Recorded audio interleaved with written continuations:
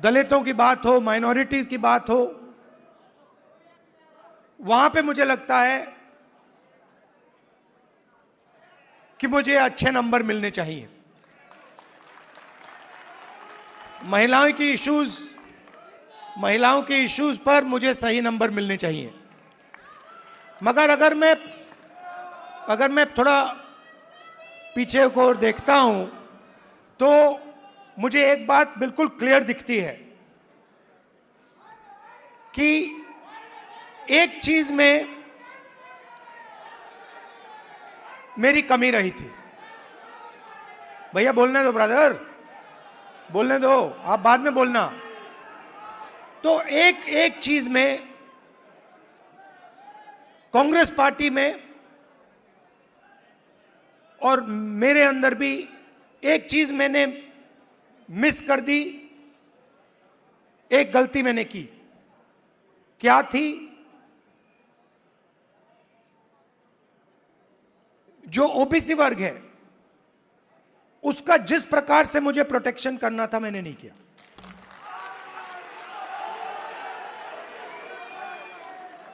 क्योंकि अगर, और इसका कारण था आपकी जो इश्यूज थी उस समय मुझे गहराई से नहीं समझ आई। मैं स्टेज से कह देता हूं कि 10 साल पहले, 15 साल पहले जो दलितों के सामने कठिनाइयां थी वो मुझे अच्छी तरह समझ आ गई। वो शायद वो ज्यादा आसान है समझना, वो क्लियर है। अनटचेबिलिटी, उनकी हिस्ट्री है, तो एकदम पता लग जाता है। आदिवासियों की भी इश्यूज आसानी से समझ आ जाती हैं। आप उनके इलाके में जाइए, जंगल, जल, जमीन बिल्कुल सामने दिखता है। मगर ओबीसी की जो इश्यूज हैं, जो मुश्किलें हैं, वो छुपी रहती हैं, आसानी से नहीं दिखती हैं। मेरी रिग्रेट क्या है कि अगर मुझे आपकी हिस्ट्री के बारे में, आपकी इश्यूज के बारे में थोड़ा सा भी ज्यादा मालूम होता, मैं तभी जाति जनगणना करा देता। वो निकल गया। और मैं स्टेज से कह रहा हूं, वो गलती है मेरी, और कांग्रेस पार्टी की गलती नहीं है, मेरी गलती है। और इस गलती को मैं ठीक करने जा रहा हूं। और एक प्रकार से अच्छा हुआ है। मैं सोच रहा था कि ठीक है भाई, गलती हो गई, तो अच्छा क्या है मैं आपको बताऊं कि अगर उस समय जाति जनगणना करवा दिया होता तो जैसा मैं अब जाति जनगणना कराऊंगा वैसा नहीं होता। क्योंकि जो हमने तेलंगाना में किया है, आपको वो पॉलिटिकल अर्थक्वेक है, वो हिंदुस्तान की राजनीतिक जमीन को उसने हिला दिया है। अभी आपको उसका जो आफ्टर शॉक है वो अभी आपको लगा नहीं है, मगर वो काम हो गया है। जैसे सुनामी आई थी ना, मगर जो सुनामी, जिस अर्थक्वेक ने सुनामी बनाई, वो तो आपने देखा भी नहीं, वो समुद्र के नीचे था, है ना। मैंने थोड़ा स्टडी किया, पता लगा कि जब सुनामी आई थी 1000 किलोमीटर लंबी, मतलब क्रैक जमीन में आया था, किसी ने नहीं देखा। उसके बाद में 2-3 घंटे बाद उसका असर दिखा। वही हुआ है तेलंगाना में। मैं आपको बता रहा हूं, 21वीं सदी डेटा की सदी है। मोदी जी कहते हैं data data data, triple D, 4D, 5D, 3D ऐसे बोलते रहते हैं, सुना ना आपने? 50-60 साल पहले अगर आप पूछते पावर कहां से आती है, लोग आपको कहते पावर तेल से आती है, ब्लैक गोल्ड कहते थे उसको। जिस देश के पास तेल है उसके पास पावर है, वो पूरी दुनिया को कंट्रोल कर सकता है। अगर वही सवाल आज आप पूछें तो ब्लैक गोल्ड नहीं है, आज का तेल डेटा है। और डेटा कंपनियों के पास होता है। आप रिलायंस के पास जाइए, अमेज़न के पास जाइए, वो आपको डेटा दिखा देंगे। किसी भी अस्पताल में चले जाइए, आपको वो डेटा दिखा देंगे। मगर जो डेटा आज तेलंगाना सरकार के हाथ में आ गया है, उसका देश में कोई मुकाबला नहीं है। आज तेलंगाना में हम आपको बता सकते हैं, हम आपको 1 मिनट के अंदर बता सकते हैं कि तेलंगाना की सारी कॉरपोरेट्स में, उनकी सारी मैनेजमेंट में कितने ओबीसी हैं, कितने दलित हैं, कितने आदिवासी हैं।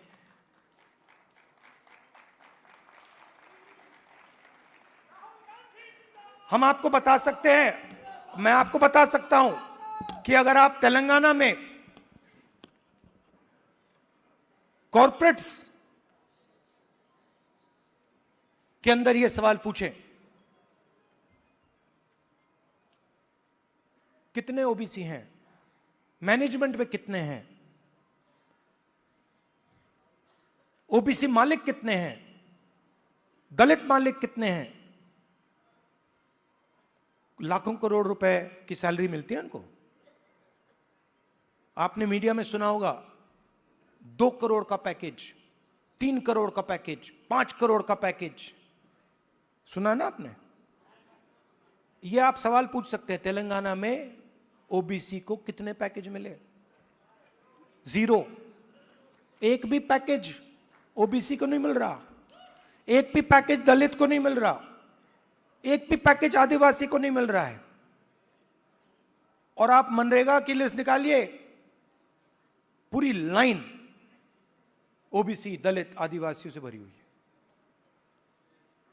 ये जो गिग वर्कर्स कहलाते हैं, डोमेस्टिक स्टाफ, गिग वर्कर्स, इनकी लिस्ट निकालिए।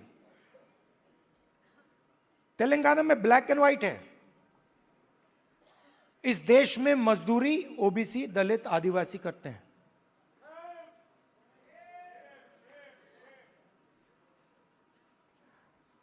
बघेल जी ने बहुत अच्छी बात बोली, उत्पादक शक्ति। मतलब देश को चलाता कौन है? देश को, उसकी, किसी भी देश को उसकी उत्पादक शक्ति चलाती है।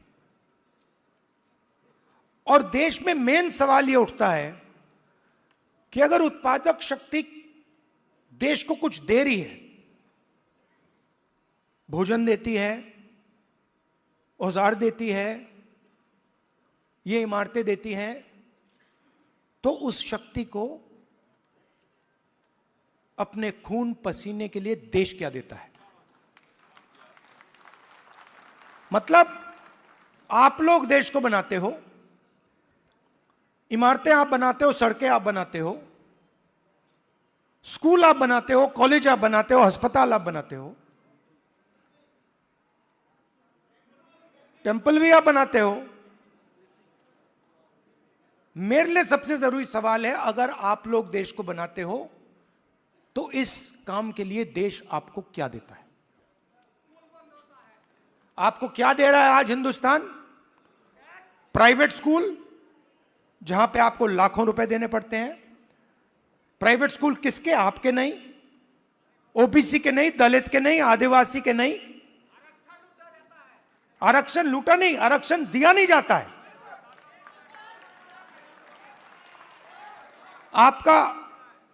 आपके जो ऑफिसर्स हैं आइडियलिज्म के साथ अंदर आते हैं, भर्ती होती है, आइडियलिज्म से आते हैं और फिर आस्ते आस्ते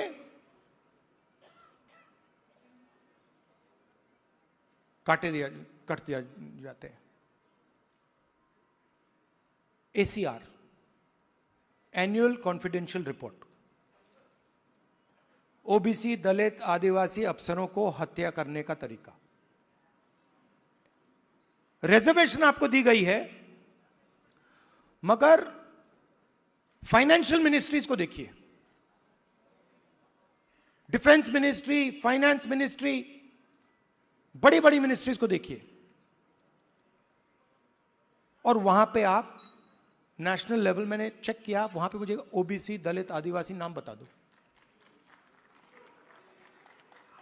मैंने मजाक किया, बजट बना, मिठाई बांटी जा रही थी, याद है आपको, हलवा बांटा जा रहा था, 11 लोग थे वहां पे, 90% आप लोग हो, 50-55% ओबीसी, 15% दलित, 9% आदिवासी, कोई नहीं वहां पे, हलवा बट रहा है, वो खा भी रहे हैं। आप प्रोडक्टिव फोर्स देश की, वो हलवा में जो चीनी गई वो आपने बनाई,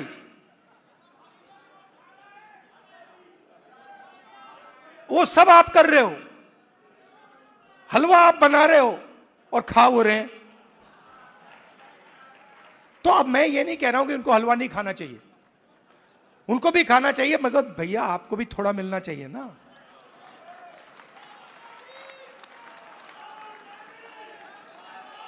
तो अब मैं आपको, आप मेरी बहन से पूछो, मेरी बहन से पूछो, कभी मिलोगे तो पूछना कि अगर कभी राहुल ने किसी चीज के बारे में मन बना लिया तो उस बात को वो छोड़ेगा या नहीं छोड़ेगा, वो पूछ लो उससे। मैं नहीं छोड़ने वाला। और मैं सिर्फ जाति जनगणना की बात नहीं कर रहा हूं, देखो आप ये मत सोचो कि मैं जाति जनगणना की बात कर रहा हूं। जाति जनगणना तो पहला कदम है। मैं जो आप कि जो बघेल जी ने उत्पादक शक्ति की बात की, मेरा लक्ष्य है कि उस उत्पादक शक्ति को हिंदुस्तान में रिस्पेक्ट और हिस्सेदारी मिले।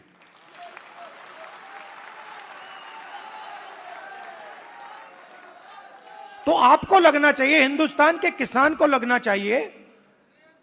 आज आप हिंदुस्तान के किसान से पूछो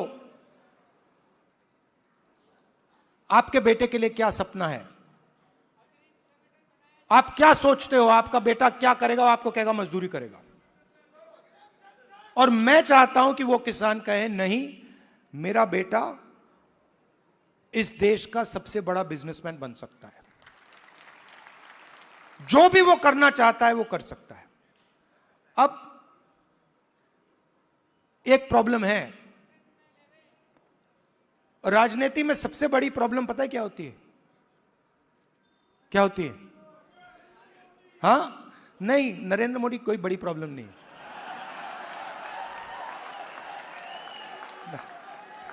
वो नहीं,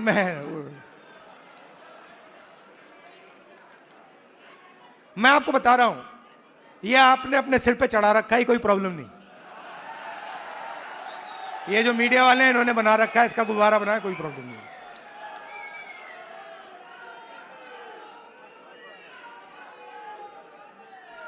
अब पहले तो मैं मिला नहीं था, अब 2-3 बार मैं मिल भी लिया हूं, बात समझ गया हूं मैं, कुछ नहीं उसमें।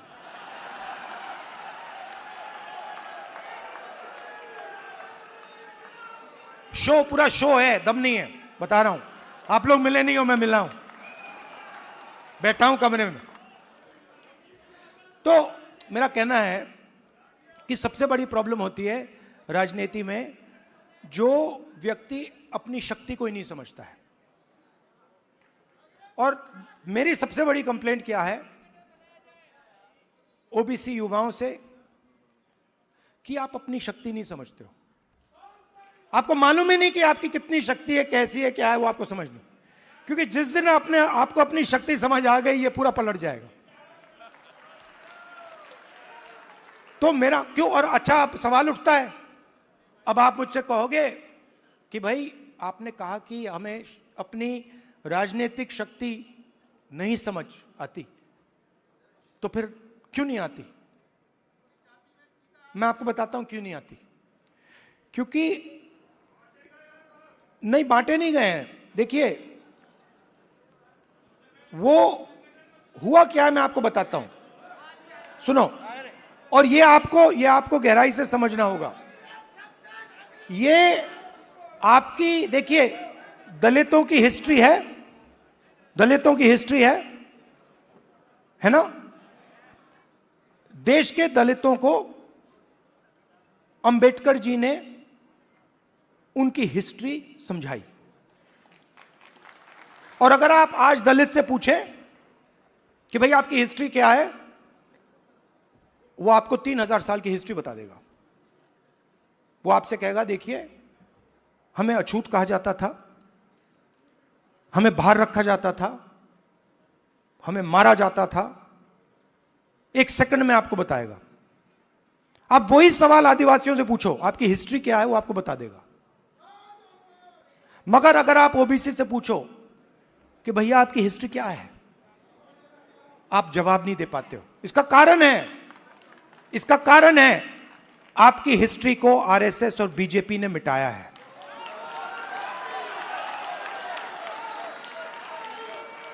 आपकी हिस्ट्री को, जो देश की उत्पादक शक्ति की हिस्ट्री है, उसको आरएसएस और बीजेपी ने मिलकर मिटाने का काम किया है।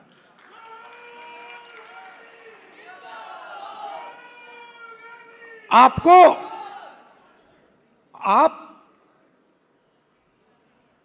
स्कूल पढ़े हो ना हिंदुस्तान में, स्कूल पढ़े ना। आप मुझे बताओ,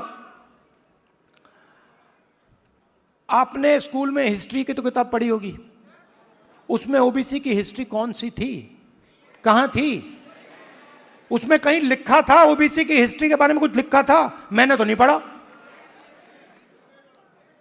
आज जब मैं बात को समझ रहा हूं तो मैं अपने आप से सवाल पूछता हूं, भैया जब मैं छोटा था तो इस देश की जो 55-60% लोग हैं, उनकी हिस्ट्री की किताब में है ही क्यों नहीं? यह जानबूझ के मिटाया गया है।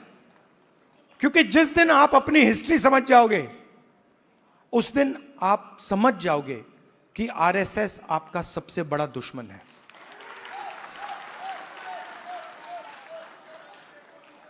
और आरएसएस ने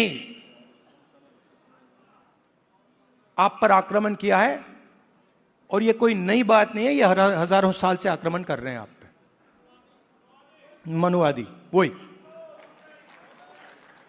और यह हर लेवल पे होता है, हर लेवल पे होता है। ये एजुकेशन में होता है,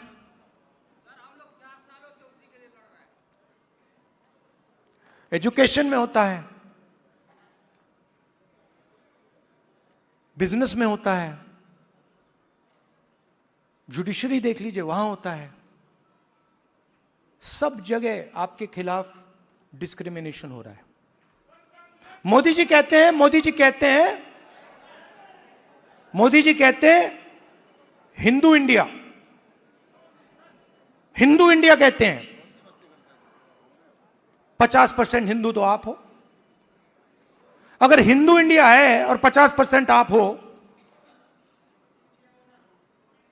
तो मीडिया में आपका एक आदमी क्यों नहीं है? कॉर्पोरेट इंडिया में आपका एक आदमी क्यों नहीं है? औरत क्यों नहीं है?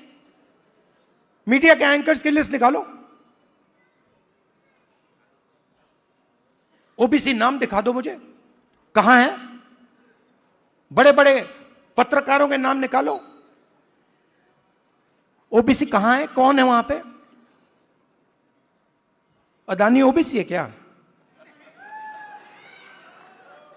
आपकी पूरी की पूरी जमीन उसको दी जा रही है, पूरी की पूरी आपकी जमीन। ओबीसी दलित आदिवासियों की जमीन छीन छीन कर अदानी को दी जा रही है, अंबानी को दी जा रही है, टाटा को दी जा रही है, इन लोगों को दी जा रही है। इनके सिस्टम में कोई ओबीसी है ही नहीं, दलित है ही नहीं, आदिवासी है ही नहीं। तो इसलिए हमने कहा है सबसे पहले जहां भी हमारी सरकार होगी वहां जाति जनगणना होगा, एक्सरे होगा, एमआरआई होगा। हमें पता लगाना है ओबीसी कितने हैं, कहां हैं, क्या करते हैं, कितनी भागीदारी है, कितना पैसा है, यह हम सब जानना चाहते हैं। दूसरी बात, जैसे ही जाति जनगणना होता है वैसे ही 50% की दीवार वहीं टूट जाती है। तेलंगाना के चीफ मिनिस्टर ने जाति जनगणना के होने के एकदम बाद अपने आप 50% की दीवार तोड़ दी और उन्होंने कहा कि भाई, मैंने उनसे पूछा, उन्होंने कहा राहुल जी, जब मैंने ये देखा, मेरे सामने कोई ऑप्शन ही नहीं है, मुझे ये करना पड़ा क्योंकि मुझे अन्याय दिखा। कल भाषण में उन्होंने बोला तो पहला काम जाति जनगणना जहां भी हमारी सरकार होगी, 50% की दीवार जहां भी हमारी सरकार होगी, और दूसरा काम नेशनल लेवल पे, ये दोनों काम।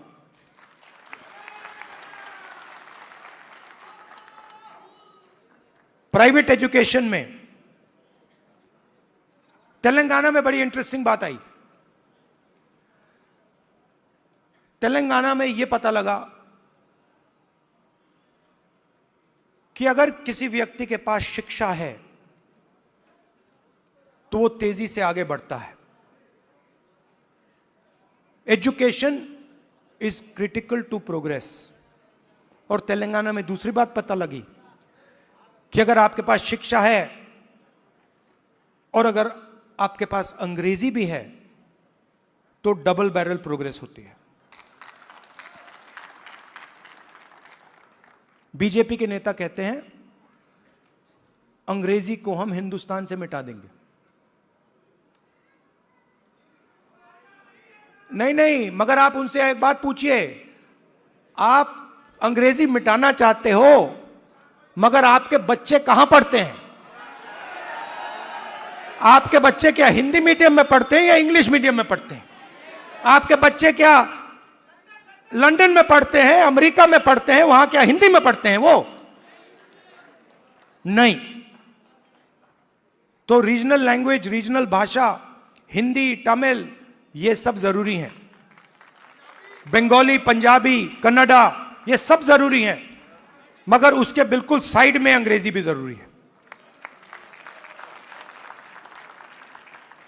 इसीलिए हमारा तीसरा मुद्दा, reservation in private education institutions, मतलब प्राइवेट एजुकेशन सिस्टम में दलितों को, आदिवासियों को, पिछड़ों को रिजर्वेशन। तो ये एक प्रकार से ओबीसी वर्ग के लिए एक पैकेज है। एक कमी रही है जिसको थोड़ा सा आज हमने डेंट मारा है। देखिए, ये जो कांग्रेस पार्टी है ना, ये आपकी भी पार्टी है, हमारी ही है, तो इसकी लगाम आपको पकड़नी पड़ेगी। हमारे सीनियर लीडर बैठे हैं, सिद्धरामैया जी बैठे हैं, चीफ मिनिस्टर हैं, बघेल जी हैं, गेहलोत जी हैं, पायलट जी हैं, नारायण स्वामी जी हैं। ये आइकॉन्स हैं आपके, ये आइकॉन्स हैं, मगर हमें ऐसे और आइकॉन्स चाहिए। इन 3-4 लोगों से नहीं होगा काम। हमें 40-50 ऐसे लोग चाहिए जो हम मतलब पूरे दम से ओबीसी विजन को आगे बढ़ाएं। और आखिरी बात, आप राहुल गांधी बोलते रहते हो, मगर राहुल गांधी, आपकी शक्ति के बिना राहुल गांधी कुछ नहीं है।